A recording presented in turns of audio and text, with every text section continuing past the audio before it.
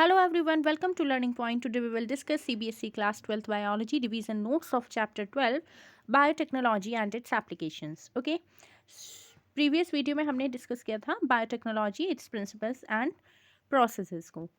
Biotechnology deal करता है with industrial scale production of biopharmaceuticals and biological using genetically modified micro fungi plants and animals. Genetically जो modified plants animals fungi microbes हैं उन सब का use करके biotechnology से हम बायोफार्माक्यूटिकल्स और कुछ बायोलॉजिकल थिंग्स बनाते हैं. ठीक है. इसकी एप्लीकेशन में क्या है? Therapeutics, diagnostics, genetically modified crops for agriculture, processed food, remediation, bioremediation, waste का ट्रीटमेंट, एनर्जी प्रोडक्शन. जो 3 क्रिटिकल रिसर्च एरियाज हैं बायोटेक्नोलॉजी के, उनमें आता है providing the best catalyst in the form of improved organism. ये बेस्ट कैटलिस्ट को provide करता है इम्प्रूव्ड ऑर्गेनिज्म की फॉर्म में. यूजली अ माइक्रोब भी हो सकता है, प्योर एंजाइम भी हो सकता है. क्रिएट करता है ऑप्टिमल कंडीशंस को इंजीनियरिंग के through for a catalyst to act, एक कैटलिस्ट को एक्ट करने के लिए. ठीक है. इसके अलावा downstream processing technologies use होती हैं टू प्योरीफाई द प्रोटीन और ऑर्गेनिक कंपाउंड. बायोटेक्नोलॉजी की एप्लीकेशंस एग्रीकल्चर में क्या क्या है? तो फूड प्रोडक्शन को बढ़ाया जा सकता है बायोटेक्नोलॉजी की हेल्प से. Agrochemical based agriculture, organic agriculture, genetically engineered crop based agriculture. अब देखिए, ग्रीन रिवॉल्यूशन की वजह से सक्सेसफुली फूड का प्रोडक्शन बढ़ गया था. ग्रीन रिवॉल्यूशन की वजह से फूड का प्रोडक्शन बढ़ गया था कई गुना. मैनीफोल्ड्स मीन्स कई गुना बढ़ गया था by using better management practices का यूज़ करके, एग्रोकेमिकल्स का यूज़ करके, फर्टिलाइजर्स का, पेस्टिसाइड्स वगैरह का यूज़ करके. फर्दर इंक्रीज इन प्रोडक्शन, आगे प्रोडक्शन को इंक्रीज करना पॉसिबल नहीं था इस मेथड का यूज़ करके. जो to overcome this genetically modify crop को यूज़ किया गया. ठीक है. Plants, bacteria, fungi, animals whose genes have been altered, जिनके जीन में चेंज कर दिया गया है. ऐसे प्लांट्स, फंजाई, बैक्टीरिया, एनिमल्स जिनके जीन्स में चेंज कर दिया गया है, अल्टर कर दिया गए हैं उनके जीन्स, मतलब चेंज आ गया है उनके जीन्स में. कैसे चेंज आया है? मैनिपुलेशन करके. उसको, ऐसे ऑर्गेनिजम्स को हम जेनेटिकली मॉडिफाइड ऑर्गेनिजम्स बोलते हैं. तो जेनेटिकली मॉडिफाइड जो प्लांट्स हैं हैव मैनी एप्लीकेशंस, उनकी बहुत सारी एप्लीकेशंस हैं. Made crops more tolerant to abiotic stress. Abiotic stress जैसे एयर, वाटर, सॉइल, ये सब एबायोटिक स्ट्रेस से मोर टॉलरेंट कर देती है ये बायोटेक्नोलॉजी क्रॉप को. इससे क्या होता है? Reduced reliance on chemical pesticides पे भी फेथ कम हो रहा है इससे. Help to reduce post harvest losses means कि फसल काटने के बाद के जो नुकसान होते हैं उनको कम करने में भी हेल्प मिली है बायोटेक्नोलॉजी की हेल्प से. और क्या हुआ है? इंक्रीज हुई है efficiency of mineral usage by plant. Mineral usage की एफिशिएंसी बढ़ गई है. प्लांट्स जो मिनरल लेते हैं ना मिट्टी से, सॉइल से, वो उसकी एफिशिएंसी बढ़ गई है. एनहेंस्ड हो गया है न्यूट्रिशनल वैल्यू फूड की. फूड में न्यूट्रिशन वैल्यू भी बढ़ गई है, जैसे vitamin A enriched rice, golden rice के नेम से फेमस है. Application of biotechnology in production of paste resistant plants. So paste resistant जो प्लांट्स हैं वो decrease the amount of pesticide. उससे क्या हुआ है? प्लांट को ही पेस्ट रेसिस्टेंट बना दिया है. कोई मतलब पेस्ट आके उस प्लांट पे इफेक्ट नहीं करेगा. ठीक है. कोई इफेक्ट नहीं होगा उस पेस्ट का प्लांट पे, आएगा ही नहीं कोई पेस्ट उसके पास, प्लांट के पास. ठीक है. तो पेस्टिसाइड छिड़कने की कोई रिक्वायरमेंट ही नहीं है. तो अमाउंट ऑफ पेस्टिसाइड यूज़ क्या हो गया है? डिक्रीज हो गया है. पेस्ट रेसिस्टेंट ही बना दिए क्रॉप्स को, प्लांट्स को. अब देखिए, बीटी टॉक्सिन को प्रोड्यूस करता है बैक्टीरिया बैसिलस थ्यूरिजिएंसिस. एक बैक्टीरिया है बैसिलस थ्यूरिजिएंसिस. वो क्या बनाता है? बीटी टॉक्सिन बनाता है. ये बीटी टॉक्सिन जो है उसको क्लोन कर दिया गया बैक्टीरिया से और फिर उसको प्लांट्स में एक्सप्रेस कर दिया गया, डाल दिया गया प्लांट्स में, ताकि प्लांट्स को रेसिस्टेंस मिल जाए इंसेक्ट से, without the need for insecticide ना छिड़कना पड़े. क्या हो जाए? प्लांट को खुद ही इंसेक्ट से रेसिस्टेंस मिल जाए. कोई भी इंसेक्ट आके प्लांट पे इफेक्ट ही ना करे, कोई मतलब अपना हमला उन प्लांट्स पे ना कर पाए कोई भी paste. In effect created a biopesticide, biopesticide के इफेक्ट, बायोपेस्टिसाइड ने मतलब अपना ये इफेक्ट दिखाया। ठीक है, अब एग्जाम्पल है इसके BT cotton, rice, tomato, potato and soybean. Now BT cotton bacteria है बैसिलस थ्यूरिजियंसिस, ये एक प्रोटीन बनाता है, वो प्रोटीन किल कर देता है कुछ इंसेक्ट को। बैसिलस थ्यूरिजियंसिस बैक्टीरिया एक प्रोटीन बनाएगा और वो प्रोटीन इंसेक्ट को किल कर देगा, जैसे lepidopterans, coleopterans, beetles and dipterans, flies and mosquito, इन सब इंसेक्ट्स को वो मार सकता है। बैसिलस थ्यूरिजियंसिस प्रोड्यूस करता है क्रिस्टल, उस क्रिस्टल में एक टॉक्सिक है इंसेक्टिसाइडल प्रोटीन। ठीक है, उस क्रिस्टल में इंसेक्टिसाइडल प्रोटीन प्रेजेंट है, जो इंसेक्ट को साइडल की का मतलब होता है किल करना, इंसेक्ट को किल करने वाला प्रोटीन। ये जो टॉक्सिक प्रोटीन है ये बैक्टीरिया में प्रेजेंट होता है, जो बैसिलस थ्यूरिजियंसिस बैक्टीरिया है उसमें प्रेजेंट होता है, लेकिन उसके अंदर वो इनएक्टिव प्रोटॉक्सिन की फॉर्म में होता है, इनएक्टिव फॉर्म में है, वहाँ वो फंक्शनल नहीं है। लेकिन जैसे ही वो इंसेक्ट इंजेस्ट कर लेगा उसको, इनएक्टिव प्रोटॉक्सिन को कोई अगर इंसेक्ट ने इंजेस्ट कर लिया है तो वो इनएक्टिव फॉर्म से एल्कलाइन पीएच मिल जाता है उसको। जब वो इनएक्टिव फॉर्म में होता है फिर उसको किसी इंसेक्ट ने अगर इंजेस्ट कर लिया, अपने अंदर ले लिया इंसेक्ट ने, तो इस इंसेक्ट की जो गट है, इंटेस्टाइन है, उसमें उसको एल्कलाइन पीएच मिल जाता है।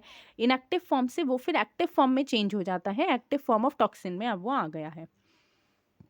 अब जब वो एक्टिव फॉर्म हो गई उसकी, तो जो इंसेक्ट की मिडगट है, मिडगट, उस मिडगट में जो एपिथेलियल सेल्स प्रेजेंट हैं उनसे उनके सरफेस से वो बाइंड कर जाएगा, चिपक जाएगा जाके एपिथेलियल सेल्स पे, और वहाँ पे क्या क्रिएट करेगा, पोर्स क्रिएट कर देगा, छेद छेद कर देगा, दैट कॉज सेल स्वेलिंग, उससे फिर सेल की स्वेलिंग हो जाएगी एंड लाइसिस हो जाएगी एंड इवेंचुअली डेथ हो जाएगी इंसेक्ट की।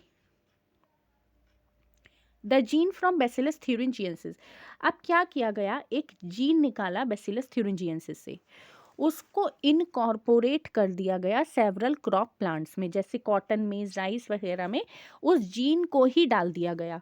ठीक है, toxin is coded by a gene, gene जो है वो खुद ही खुद टॉक्सिन बनाएगा, उसका नेम है टॉक्सिन का क्राई। ठीक है, जीन का नेम है cry. Toxin is coded by A gene, एक जीन है जो क्या बनाएगा, टॉक्सिन बनाएगा, और उस जीन का नेम क्या है, cry gene.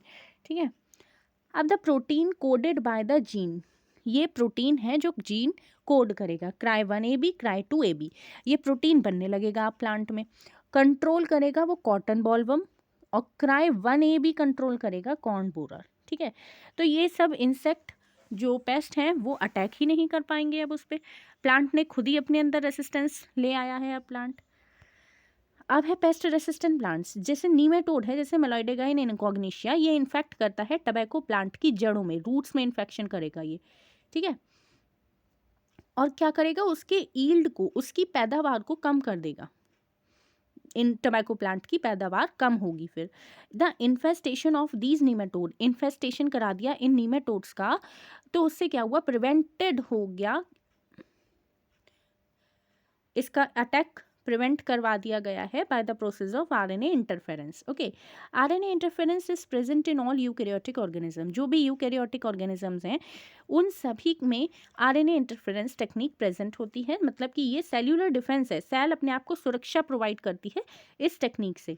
Bye silencing of specific mRNA, वो क्या करती है, स्पेसिफिक एमआरएनए को साइलेंस कर देती है due to complementary double stranded RNA, क्योंकि उसका कॉम्प्लीमेंट्री आ जाता है double stranded RNA molecule that bind to, RNA single stranded होता है लेकिन वहाँ पे कॉम्प्लीमेंट्री उसका डबल स्ट्रैंडेड आरएनए आ जाता है। अब जी जब ये डबल स्ट्रैंडेड आरएनए मॉलिक्यूल आ गया वहाँ पे, तो वो बाइंड हो जाता है एंड प्रिवेंट करता है translation of the mRNA, mRNA आगे ट्रांसलेट ही नहीं कर पाएगा। ये है देखिए RNA interference, double stranded RNA triggers gene silencing, double stranded RNA हो जाता है, आरएनए वैसे सिंगल स्ट्रैंडेड होता है लेकिन अगर डबल स्ट्रैंडेड हो गया तो उससे फिर जीन साइलेंट हो जाएगा। डबल स्ट्रैंडेड आरएनए बाइंड कर गया टू अ प्रोटीन कॉम्प्लेक्स। ठीक है, ये है डबल स्ट्रैंडेड आरएनए, ये क्लीव कर देगा, तोड़ देगा डबल स्ट्रैंडेड आरएनए को छोटे छोटे फ्रेगमेंट्स में। अब जब छोटे छोटे फ्रेगमेंट्स में तोड़ दिया तो एक आरएनए का स्ट्रैंड लोड हो जाएगा, दूसरे प्रोटीन के कॉम्प्लेक्स पे चला जाएगा and link the complex to the messenger RNA पे जाएगा, फिर कॉम्प्लेक्स मैसेंजर आरएनए जो है वो क्लीव हो जाएगा एंड डिस्ट्रॉय हो जाएगा। No protein can be synthesize, तो कोई प्रोटीन ही नहीं बनेगा। प्रोटीन कोई बना नहीं तो जीन साइलेंस हो गया, जीन का फंक्शन फेल हो गया। In all cells RNA interference occur in the cytoplasm in plants, animals, humans, सभी के सेल के साइटोप्लाज्म में ये होती है प्रेजेंट, ये टेक्निक होती है मतलब। The source of complementary double stranded RNA complementary source जो है वो कहाँ से मिला है? इन्फेक्शन बाय वायरस से मिला है, जिनमें आरएनए जीनोम प्रेजेंट है, मोबाइल जेनेटिक एलिमेंट्स हैं, वो रेप्लिकेट कर सकते हैं through RNA intermediate. Nematode specific gene, nematode के लिए जो स्पेसिफिक जीन है उसको इंट्रोड्यूस कराया गया होस्ट प्लांट में। कैसे इंट्रोड्यूस कराया गया? एग्रोबैक्टीरियम वेक्टर का यूज़ करके, एग्रोबैक्टीरियम वेक्टर का यूज़ करके उस नीमेटोड स्पेसिफिक जीन को होस्ट प्लांट में इंट्रोड्यूस करा दिया गया। ठीक है, एग्रोबैक्टीरियम प्लांट्स में इन्फेक्शन कर सकता है, तो वो इन्फेक्शन करने की जगह अब उससे क्या करा, अपना वाला जीन इंट्रोड्यूस करवा दिया जो हमारा डिजायरेबल है। The parasite could not survive in a transgenic host expressing specific interfering RNA. अब जो पैरासाइट होगा वो सर्वाइव ही नहीं कर पाएगा ट्रांसजेनिक होस्ट में, क्योंकि वो स्पेसिफिक इंटरफेरिंग आरएनए को शो करेगा। नाउ बायोटेक्नोलॉजिकल एप्लीकेशन मेडिसिन में क्या है, तो recombinant DNA technological processes have made immense impact, बहुत गहरा प्रभाव डाला है आरडीएनए टेक्नोलॉजी ने in the area of health care by enabling mass production of safe and more effective therapeutic drugs. Mass production means बहुत ज़्यादा अमाउंट में production, बहुत ज़्यादा अमाउंट में प्रोडक्शन किया है, कैसे? सेफ और इफेक्टिव थेरेपेटिक ड्रग्स का, ऐसी मेडिसिन जो सेफ भी हैं और इफेक्टिव भी हैं।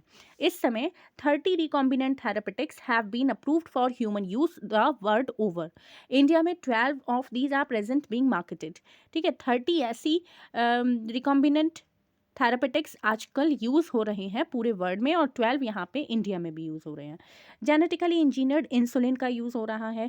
एडल्ट जो है onset diabetes can be controlled by taking insulin at regular interval.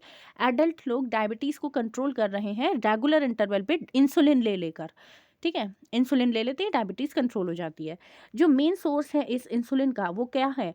Was isolation of insulin from animals से लिया जा रहा है insulin. Nowadays insulin can be obtain from bacteria using techniques of biotechnology. पहले तो इंसुलिन क्या होता था, एनिमल्स से लिया जाता था, लेकिन अब क्या हो रहा है, उस इंसुलिन को हम बैक्टीरिया से भी ले सकते हैं by using techniques of biotechnology.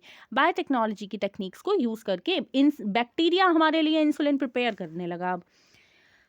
अब देखिए, insulin was earlier extracted from pancreas of slaughtered cattle and pigs.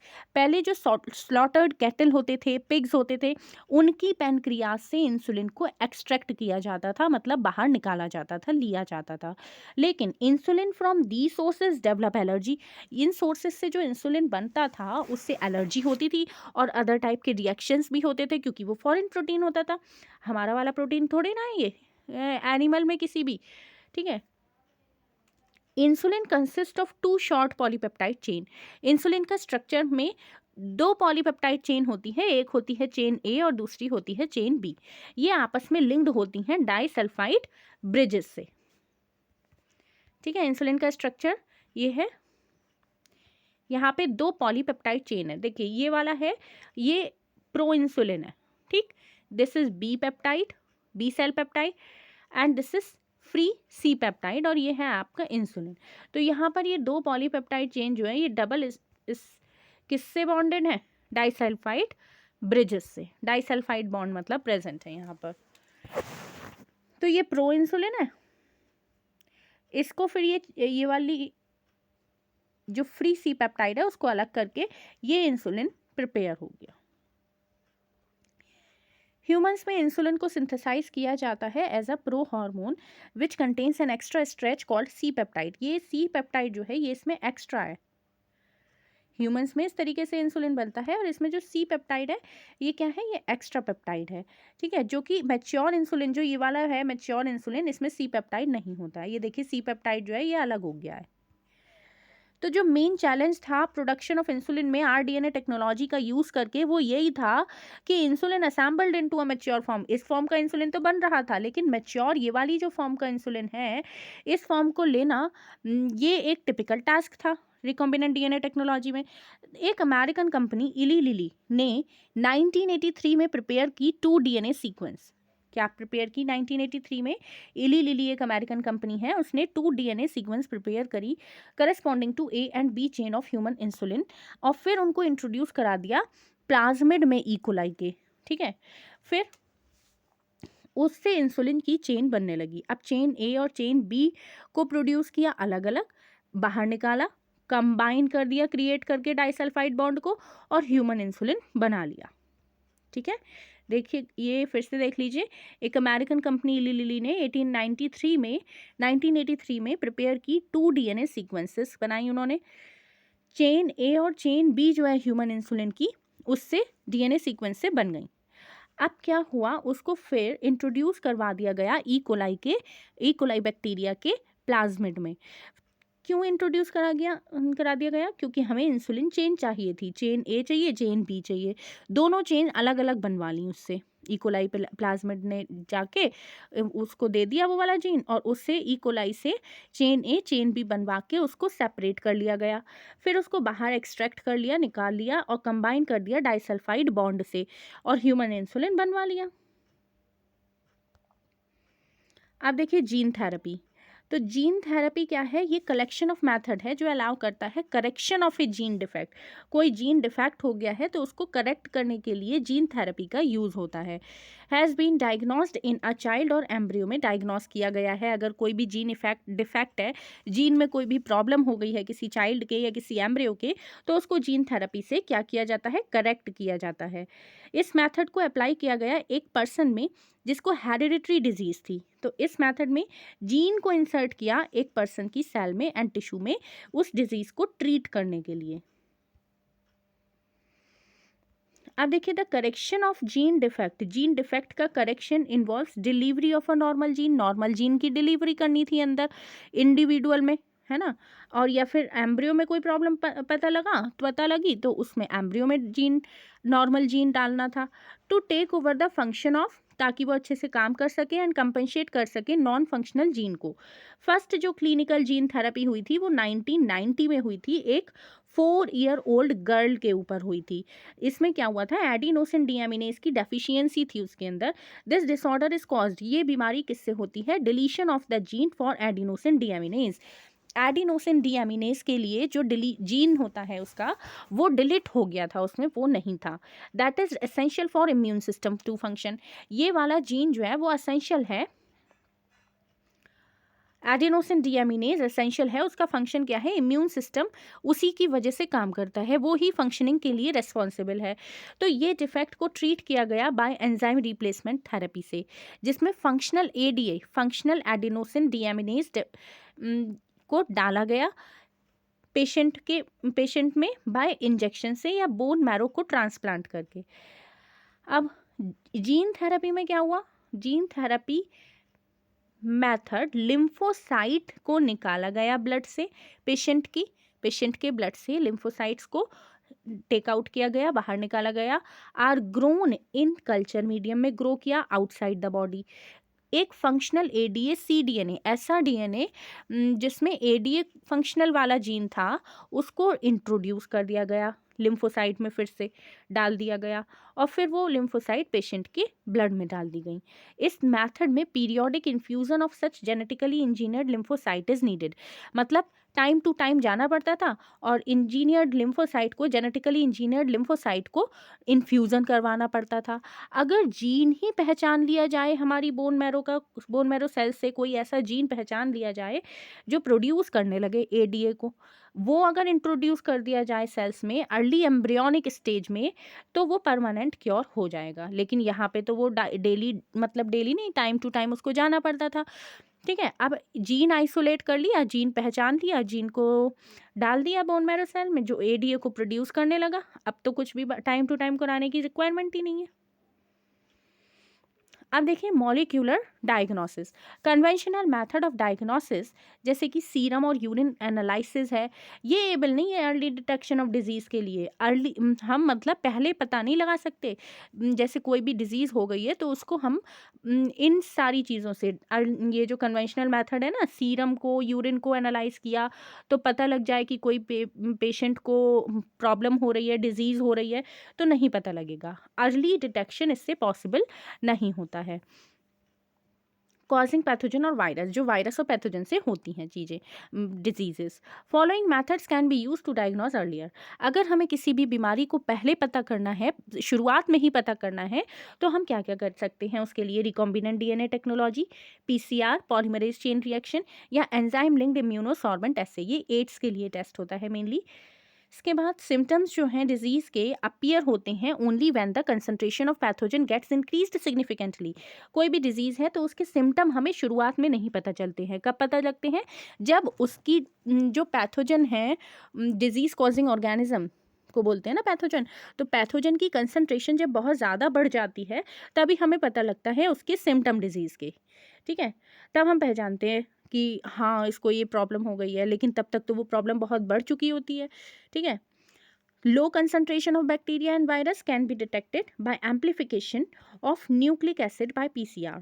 अगर हमें लो कंसंट्रेशन है बैक्टीरिया की या वायरस की, तभी कोई डिजीज़ को डिटेक्ट करना है लो कंसंट्रेशन पर, तो हम कैसे कर सकते हैं? एम्प्लीफिकेशन से of nucleic acid. Nucleic acid के एम्प्लीफिकेशन करवाओ। ठीक है, मतलब उसकी बहुत सारी कॉपीज़ तैयार करवाओ। कैसे? पॉलीमरेज चेन रिएक्शन से। It detects the mutation in the gene. ये डिटेक्ट कर लेता है जीन में कोई म्यूटेशन हो गया है क्या। म्यूटेशन मीन्स कि कोई जीन में कोई चेंज आ गया है क्या, डीएनए की सीक्वेंस में कोई चेंज आ गया है क्या, ये सब म्यूटेशन है।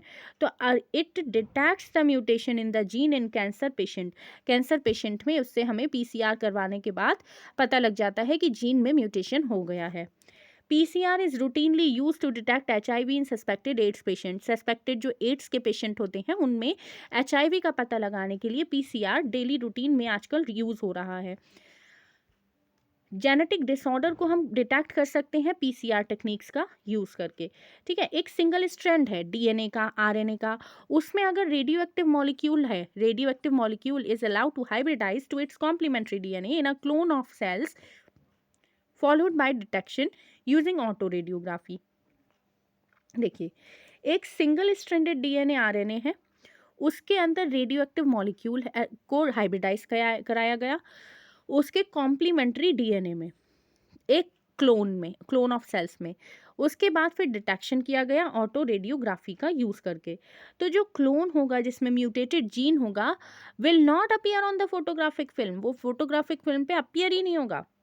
अब इसके बाद देखिए एलिसा बेस्ड है on the principle of antigen antibody interaction. Antigen और एंटीबॉडी, एंटीजन कोई फॉरेन पार्टिकल जो हमारी बॉडी में एंटर करा, एंटीबॉडी जो इस फॉरेन पार्टिकल को मारने के लिए होती है, ख़त्म करने के लिए होती है, वो एंटीबॉडी होती है जो हमारी बॉडी में बनती हैं। ठीक है, तो एलिसा किस पर बेस्ड है? एंटीजन एंटीबॉडी इंटरेक्शन पर बेस्ड है एलिसा। ठीक है, इन्फेक्शन बाय पैथोजन को हम डिटेक्ट कर सकते हैं by the presence of antigen like protein, glycoprotein etcetera. Blood में कोई एंटीजन अगर प्रेजेंट होगा, कोई फॉरेन पार्टिकल अगर प्रेजेंट होगा, फॉरेन पार्टिकल को ही एंटीजन बोल रहे हैं, तो वो अगर ब्लड में प्रेजेंट होगा तो उससे हम पता लगा सकते हैं कि ब्लड में कोई पैथोजन आ गया है। और बाय डिटेक्टिंग द एंटीबॉडीज़ को अगर हमने डिटेक्ट कर लिया कि पैथोजन के अगेंस्ट हमारी बॉडी ने ये वाली एंटीबॉडी बनाई है, तो उससे भी पता लग जाएगा। तो ये एंटीजन एंटीबॉडी इंटरेक्शन पर बेस्ड प्रिंसिपल पर बेस्ड होता है एलिसा टेस्ट। अब देखिए ट्रांसजेनिक एनिमल्स क्या हैं। तो animals that have had their DNA manipulated to possess and express a foreign gene are known as transgenic animal। ऐसे एनिमल्स जिनमें DNA मैनिपुलेट हो गया होता है, चेंज हो गया होता है फॉरेन जीन को एक्सप्रेस करने के लिए, तो वो उनको ट्रांसजेनिक एनिमल्स बोलते हैं। Transgenic mice, transgenic rat, rabbit, pig, sheep, cow and fish have been produce. ये सब प्रोड्यूस किए गए हैं। Common reason for development of transgenic animal क्या है? Common reason normal physiology biology and development. They are design to allow the study of gene regulation. Gene regulation की study करने के लिए, कोई जीन को रेगुलेट किया गया है, उसकी स्टडी देखना है कि वो नॉर्मल फंक्शन कर रहा है उस बॉडी में, उसके क्या क्या इफ़ेक्ट्स हैं, उनको देखने के लिए ये कर दिया जाता है, क्या ट्रांसजेनिक एनिमल्स बना दिए जाते हैं. By introducing genes from other species के जीन को इंट्रोड्यूस किया जाता है जो चेंज कर देता है formation of this factor and studying each biological effects that results. मतलब कि इंट्रोड्यूस किया जीन को किसी दूसरे स्पीशीज़ के, और फिर उससे फॉर्मेशन चेंज हो गई है, जो भी मतलब उसका इफ़ेक्ट है उसका वो हमें पता लग जाता है. स्टडी ऑफ डिजीज़, कोई डिजीज़ की स्टडी करनी है तो ट्रांसजेनिक एनिमल पे कर सकते हैं. A number of transgenic animals are design to increase our understanding of how gene contribute to the development of disease. बहुत सारे ट्रांसजेनिक एनिमल को इस तरीके से डिज़ाइन किया गया है कि हम उनसे समझ सकते हैं कि कोई भी जीन किस तरीके से कॉन्ट्रीब्यूट कर रहा है डिजीज़ के डेवलपमेंट में. ठीक है. Transgenic model has been developed for disease, जैसे कैंसर है, सिस्टिक फाइब्रोसिस है, अल्जाइमर्स डिजीज़ है, इन सब के मॉडल तैयार किए गए हैं. इन पे हम एक्सपेरिमेंट कर सकते हैं, ट्रांसजेनिक एनिमल्स पे एक्सपेरिमेंट कर सकते हैं उस डिजीज़ से रिलेटेड. इसके बाद बायोलॉजिकल प्रोडक्ट. तो ट्रांसजेनिक एनिमल्स जो प्रोड्यूस करते हैं यूज़फुल बायोलॉजिकल प्रोडक्ट, ऐसे ट्रांसजेनिक एनिमल जो हमारे लिए यूज़फुल बायोलॉजिकल प्रोडक्ट बनाते हैं, can be created by the introduction of the portion of DNA. हम इंट्रोडक्शन कर दें उसमें कुछ डीएनए का, डिज़ायर्ड डीएनए का पोर्शन या जीन का पोर्शन, जीन को इंट्रोड्यूस कर दें जो कोड करेगा पर्टिकुलर प्रोडक्ट को. जैसे ह्यूमन प्रोटीन अल्फा 1 एंटीट्रिप्सिन है, ये यूज़ होता है एम्फाइसीमा, एक डिजीज़ है, उसको ट्रीट करने के लिए. क्या यूज़ होता है? अल्फा 1 एंटीट्रिप्सिन, एम्फाइसीमा को ट्रीट करने के लिए. तो द फर्स्ट ट्रांसजेनिक काउ रोजी, ये सेकेंड एग्जाम्पल है कि फर्स्ट ट्रांसजेनिक काउ रोजी, उसका नेम था, फर्स्ट ट्रांसजेनिक काउ बनाई गई रोजी, वो ह्यूमन प्रोटीन एनरिच्ड मिल्क बनाती थी, ऐसा मिल्क बनाती थी जिसमें बहुत सारा प्रोटीन हो. ठीक है. अल्फा लैक्टोल्ब्यूमिन 2.4 ग्राम पर लीटर होता था उसमें, 1 लीटर में 2.4 ग्राम होता था. इसके बाद वैक्सीन सेफ्टी. तो जैसे कोई वैक्सीन बनाई गई तो उसकी सेफ्टी के लिए टेस्टिंग करी जाती है पहले माइस के ऊपर, मंकीज़ के ऊपर. ठीक है. तो वो मंकीज़ और माइस जो है वो ट्रांसजेनिक एनिमल्स होते हैं, ट्रांसजेनिक हो जाते हैं, बनाया जाता है उनको पहले. ट्रांसजेनिक माइस को डेवलप किया गया for used in testing the safety of vaccine. Vaccine की सेफ्टी की टेस्टिंग करने के लिए ट्रांसजेनिक माइस को डेवलप किया गया. Before they are used on human. Human पर वैक्सीन बाद में यूज़ हुई, पहले उन ट्रांसजेनिक माइस पर यूज़ हुई. पोलियो वैक्सीन को टेस्ट किया गया ट्रांसजेनिक माइस पे पहले, उसके बाद ह्यूमन पे, एंड देन ऑन मंकी. पहले माइस पे चेक किया गया, फिर उसको मंकी में टेस्ट हुआ, फिर उसके बाद वो ह्यूमंस में अप्लाई की गई. इसके बाद देखिए केमिकल सेफ्टी टेस्टिंग. तो transgenic animals are made, transgenic animals को बनाया गया जो कैरी करते हैं gene which make them more sensitive, उनको और ज़्यादा सेंसिटिव कर दिया टॉक्सिक सब्सटेंसेस के लिए, than non transgenic animals. It gives us the result in, ये हमें कम समय में ही इफेक्ट रिजल्ट बता देते हैं. अब देखिए कुछ एथिकल इश्यूज आए हैं, तो इंडियन गवर्नमेंट ने सेटअप किए हैं ऑर्गेनाइजेशन, जैसे GEAC, genetic engineering approval committee. इसका काम है डिसीजन लेना regarding the validity of genetically modified research, कि जो जेनेटिकली मॉडिफाइड रिसर्च हुई है उसकी कितनी वैलिडिटी है, एंड सेफ्टी के लिए इंट्रोड्यूस किया गया for introducing genetically modified organism for public services. उन सब सर्विसेज की जेनेटिकली मॉडिफाइड ऑर्गेनिजम्स के लिए जो भी सेफ्टी प्रोवाइड करने के लिए, मतलब. अब देखिए बायोपेटेंट. बायोपेटेंट क्या है? ये एक राइट दिया जाता है, एक अधिकार दिया जाता है जो ग्रांटेड मीन्स देना, दिया जाता है. कौन देता है? गवर्नमेंट देती है. किसको देती है? To an inventor. कोई भी चीज़ इन्वेंट करी तो उस गवर्नमेंट से हम उस चीज़ का अधिकार ले लेते हैं, राइट ले लेते हैं, to prevent others from making commercial use of this invention, कि ये हमारा इन्वेंशन है, इसको कोई और अपने नाम से नहीं कुछ बेच सकता या कुछ बता सकता उसके बारे में. Now patents are granted for biological entities and for product derived from biological resources. अब कोई भी बायोलॉजिकल एंटिटी है या कोई भी प्रोडक्ट है बायोलॉजिकल, उस पर क्या कर लिया जाता है? पेटेंट ग्रांट करवा लिया जाता है. पेटेंट ग्रांट करवाना मतलब कि अब उस पर हमारा राइट हो गया है. वो चीज़ हमारी हो गई है, ठीक है। वो बायोलॉजिकल रिसोर्सेज से अगर कोई भी चीज़ ली गई है तो उस पर हम पेटेंट करवा सकते हैं, bio patent. Biopiracy is it is the term use to refer to the use of bio resources. ये टर्म यूज़ होती है बायो रिसोर्सेज का यूज़ करने के लिए by multinational companies. Multinational companies जो हैं वो इस टर्म को यूज़ करती हैं, बायो रिसोर्सेज का यूज़ करने के लिए इस टर्म को रेफर करती हैं, और अदर ऑर्गेनाइजेशन बिना प्रॉपर ऑथराइजेशन के from the countries and people concern without compensatory payment. बिना कंपनसेटरी पेमेंट किए अगर कोई कंट्री या कोई लोग क्या कर लें, उस पर मल्टीनेशनल कंपनीज अदर ऑर्गेनाइजेशन इसका यूज़ करती हैं without proper authorisation from the countries से, बिना ऑथराइजेशन लिए। अगर किसी की दूसरी कंट्री की कोई चीज़ यूज़ कर रही हैं, वो बिना ऑथराइजेशन लिए अपने नाम से बेच रही हैं, उसको सेल कर रही हैं अपने नाम से, तो वो बायोपायरेसी है।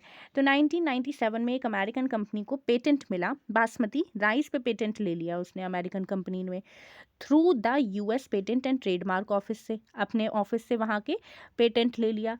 This allow the company to sell a new variety of basmati in the US and abroad. इसने क्या किया, कंपनी को अलाउ कर दिया कि वो न्यू वेराइटी जो है बासमती राइस की, वो यूएस में और अब्रॉड में वहाँ से वो बेच सकती है। This new variety of basmati had actually been derived from Indian farmer varieties. ये जो न्यू वेराइटी थी बासमती की, ये डराइव तो कहाँ से हुई थी, इंडियन फार्मर की जो वेराइटी है बासमती राइस, उससे डराइव की गई थी। Indian basmati was crossed with semi-dark variety and claimed as an invention or novelty. India का जो बासमती राइस है उसको किसी सेमी डार्क वैरायटी से क्रॉस करवा दिया और एक नया बासमती बना लिया और कह दिया कि ये हमारा है, ये हमारी नोवेलिटी है, ये हमारा इन्वेंशन है, ठीक है। तो several attempts have been also made to patent uses, products and processes based on Indian traditional herbal medicine, example turmeric और नीम पे भी उन्होंने अपना राइट करने के लिए यूएस के लोगों ने बहुत कोशिश की थी, ठीक है। तो यहाँ पर ये चैप्टर आपका कंप्लीट होता है। नेक्स्ट वीडियो में हम नेक्स्ट चैप्टर डिस्कस करेंगे। If my videos are helpful for you then please like share and subscribe this channel. Thank you so much.